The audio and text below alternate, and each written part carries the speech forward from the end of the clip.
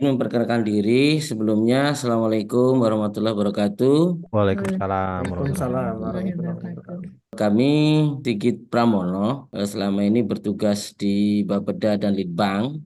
Memang di bidang itu diserahi mandat atau tanggung jawab untuk mengkoordinasikan di bawah, tentunya di bawah Kepala Bapeda, mengkoordinasikan perencanaan daerah, penyusunan perencanaan pembangunan daerah. Kita sharing-sharing sebatas yang kami tahu ya Bapak Ibu ya, bukan berarti kami lebih tahu.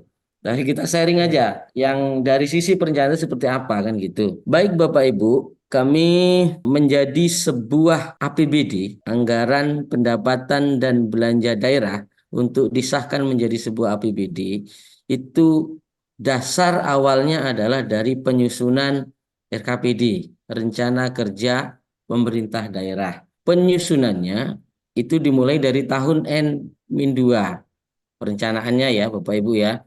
Di dalam RKPD itu memang ada satu bab khusus tersendiri terkait dengan keuangan daerah. Ada satu khusus bab 3, bahkan di Renja Perangkat Daerah pun ada khusus juga. Di bab 3-nya itu terkait dengan keuangan.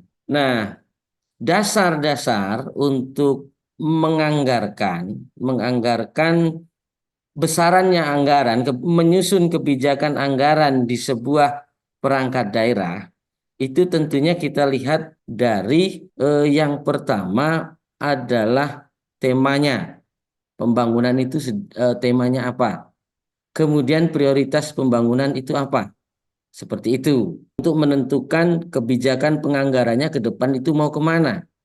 Tentunya disesuaikan dengan fokus pembangunan yang tergambar dengan tema dan prioritas pembangunan daerah. Namun demikian Bapak Ibu, dalam menentukan anggaran sebuah perangkat daerah, besaran anggaran di perangkat daerah, itu banyak hal yang menjadi pertimbangan. Terutama yang pertimbangan pertama adalah terkait dengan mandatori. Mandatori ya, belanja-belanja yang terkait dengan mandatori yang terikat dengan undang-undang. Misal, kebijakan untuk kesehatan itu ada mandatorinya. Yang ada mandatori yang dibatasi oleh undang-undang itu belanja untuk kesehatan yang kalau saya nggak salah kalau 20%, 20% dari APBD untuk belanja kesehatan. Kemudian yang ada mandatori berikutnya adalah pendidikan, kesehatan, pendidikan, kemudian pekerjaan umum, itu semuanya terikat oleh mandatori.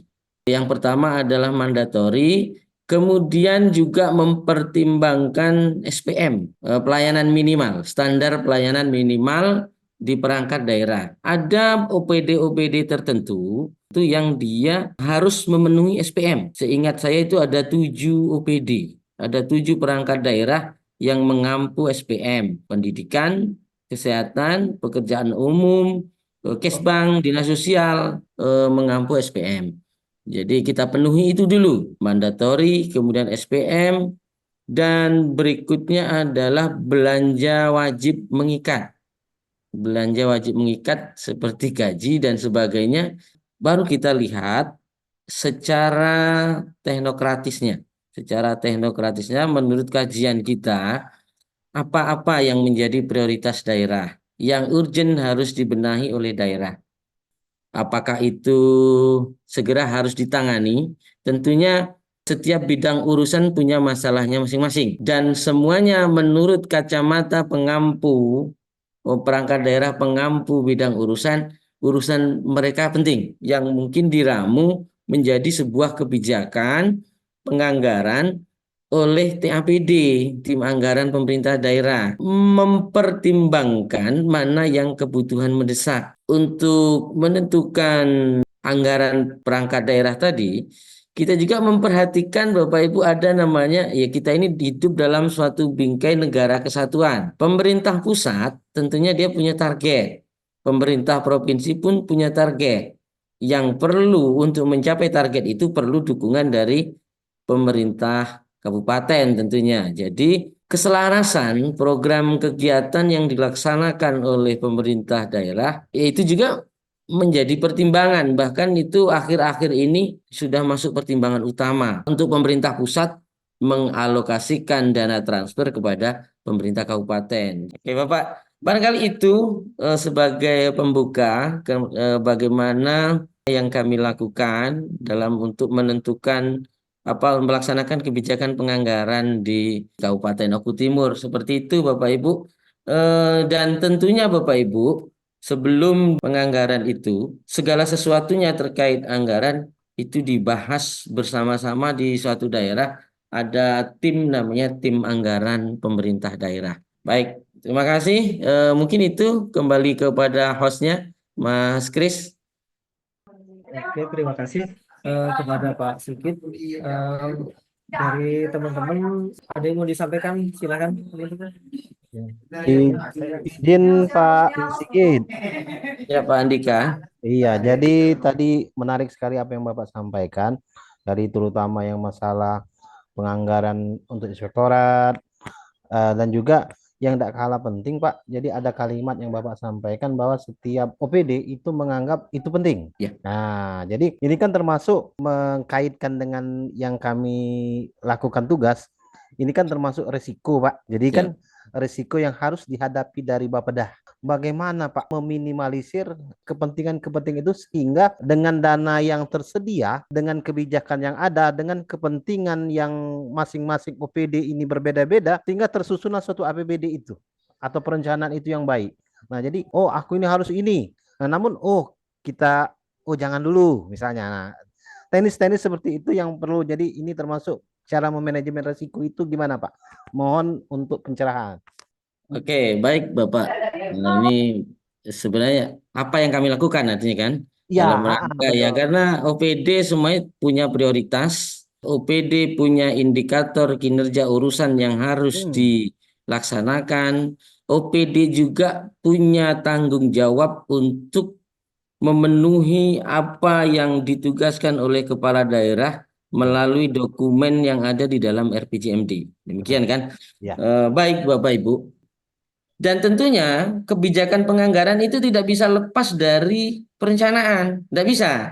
Karena dalam Undang-Undang Pemerintah Daerah, Undang-Undang 14 ya, untuk menyusun KUA PPAS, dasarnya adalah RKPD.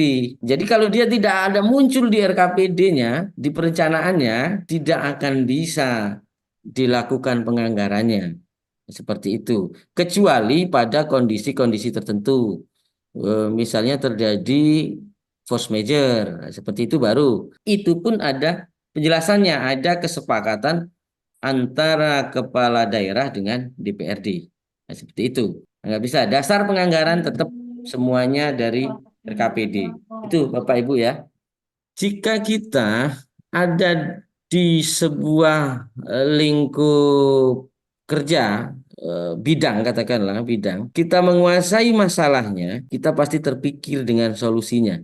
Dan di dalam itu, masalah yang ada di dalam bidang itu, di dalam renjanya perangkat daerah, di dalam rencana kerja perangkat daerah, itu pasti ada wadahnya. Bapak Ibu akomodir di dalam kegiatan, subkegiatan yang ada di dalam lingkup bidang Bapak Ibu.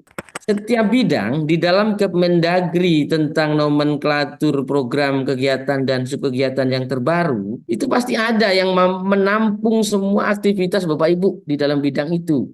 Bapak Ibu pasti ada dalam satu program.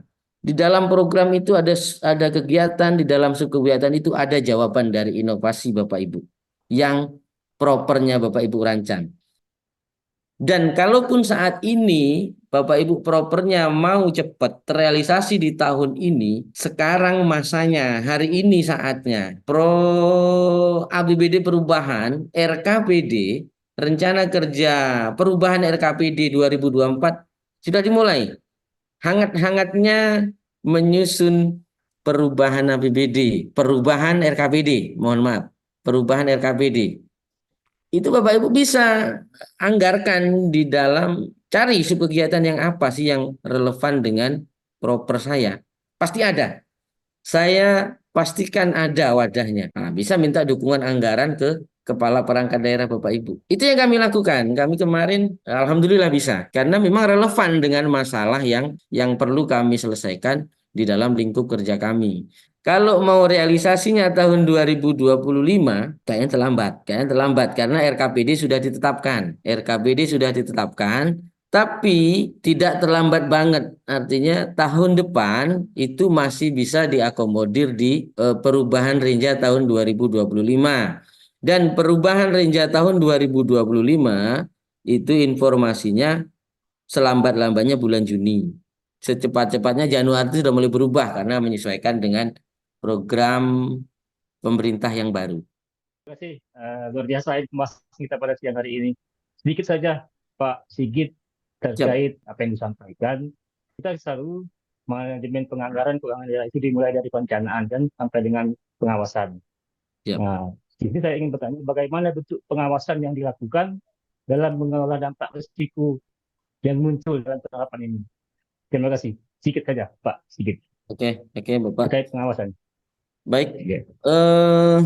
Terkait pengawasan, Bapak Ibu, sebenarnya pengawasan itu kan sepenuhnya menjadi kewenangan APIP, aparat pengawasan instansi. Di sini ada inspektorat, sepenuhnya kewenangan dari APIP untuk pengawasan.